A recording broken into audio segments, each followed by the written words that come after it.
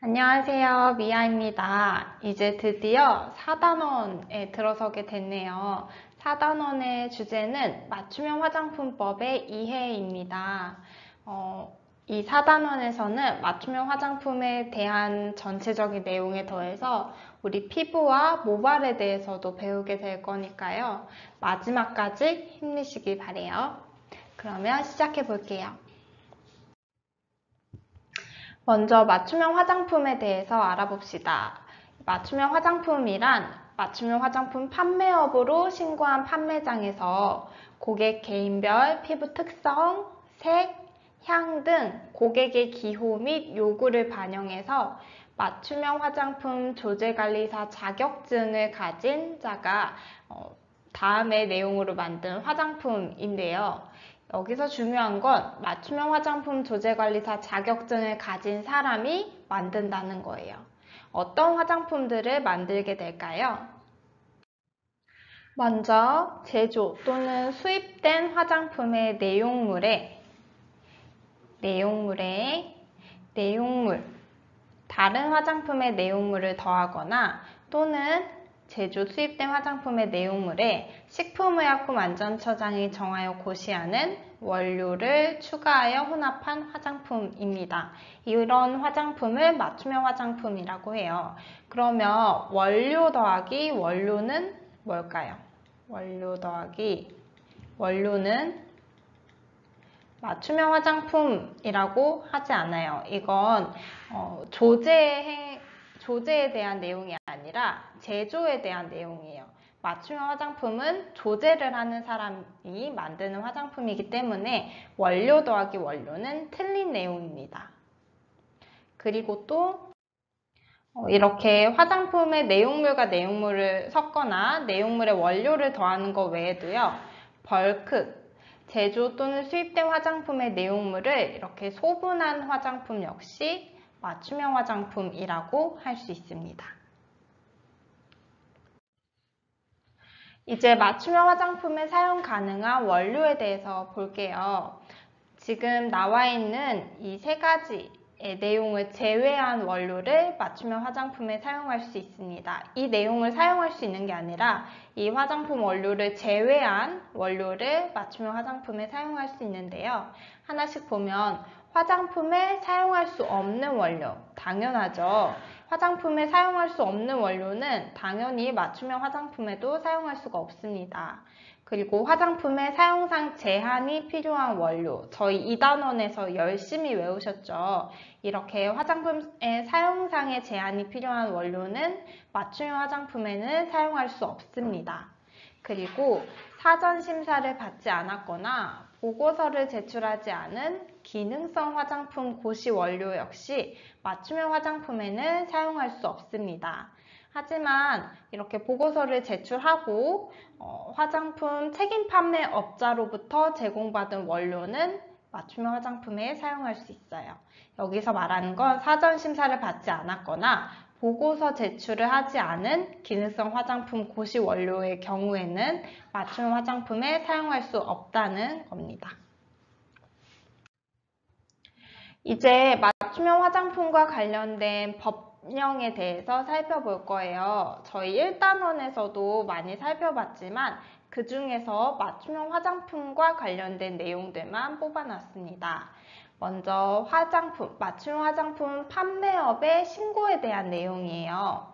총리령에 따라서 식품의약품안전처장에게 신고하고 변경 시에도 신고해야 합니다. 다른 화장품 영업에서는 등록이라고 했는데요. 맞춤형 화장품 판매업과 관련해서는 신고하고 변경 시에도 신고해야 합니다.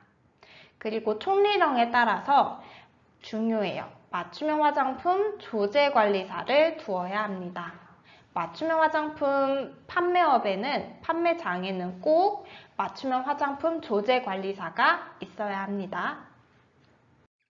이제 맞춤형 화장품 판매업을 하는 사람의 결격 사유에 대해서 살펴볼게요. 이 부분은 1단원에서도 저희가 굉장히 강조했던 부분인데요. 복습한다고 생각하고 공부해 봅시다. 먼저 첫 번째 결격 사유는 피성년 후견인 또는 파산 선고를 받고 복권되지 않은 자. 그리고 금고 이상의 형을 선고받고 집행이 끝나지 않았거나 집행을 받지 않기로 확정되지 않은 자. 그리고 등록 취소 또는 영업소가 폐쇄된 날부터 1년이 지나지 않은 자였습니다. 이 경우에는 맞춤형 화장품 판매업을 할 수 없었어요. 다음은 맞춤형 화장품 조제관리사의 자격시험에 대한 화장품법에 있는 내용입니다. 먼저 이 맞춤형 화장품 조제관리사 자격시험은 식품의약품안전처장이 실시하는 시험이에요. 그리고 거짓이나 부정한 방법으로 자격시험에 응시한 사람 또는 자격시험에서 부정행위를 한 사람은 그 자격시험을 정지시키거나 합격을 무효로 하고요. 그 처분이 있은 날로부터 3년간 자격시험 응시가 불가합니다. 이 부분은 2021년 8월 17일에 개정된 내용이기 때문에 꼭 외워주시기 바래요. 그리고 효과적인 시험 업무 수행을 위해 전문 인력과 시설을 갖춘 기관이나 단체를 시험 운영기관으로 지정해서 위탁 운영이 가능합니다. 그리고 자격시험에 필요한 사항, 시기나 절차, 방법, 시험 과목, 그리고 발급 등에 대한 내용은 총리령으로 결정을 하고 있습니다. 이제 2021년 8월 17일에 신설된 내용에 대해서 살펴볼게요. 맞춤 화장품 조제관리사와 관련된 부분이 많이 개정이 되고 신설이 됐거든요. 원래 이 부분은 없었는데요. 저희 방금 맞춤형 화장품 판매업을 신고하려고 하는 사람의 결격 사유에 대해서 살펴보셨잖아요. 이거 맞춤형 화장품 조제관리사에 대한 결격 사유입니다. 이 부분 꼭 외워주시고 넘어가 주세요. 아마 다른 이 결격 사유들과 비슷한 부분, 겹치는 부분이 많은데요. 이 마지막 것만 조금 주의해서 외워주시면 될 것 같아요.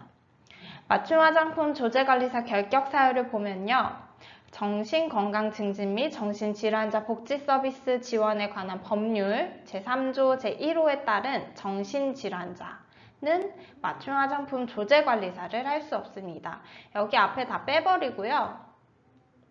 정신질환자는 결격 사유에 해당된다라고 외워주세요.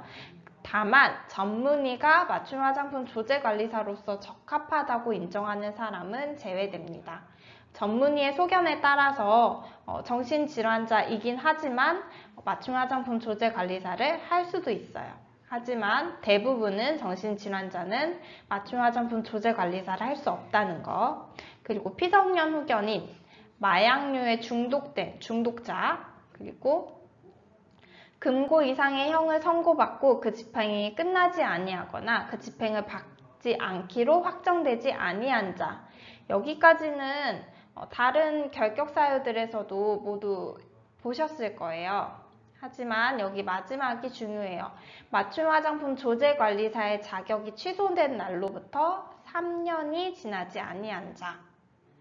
이 경우에도 맞춤 화장품 조제관리사를 할 수 없습니다.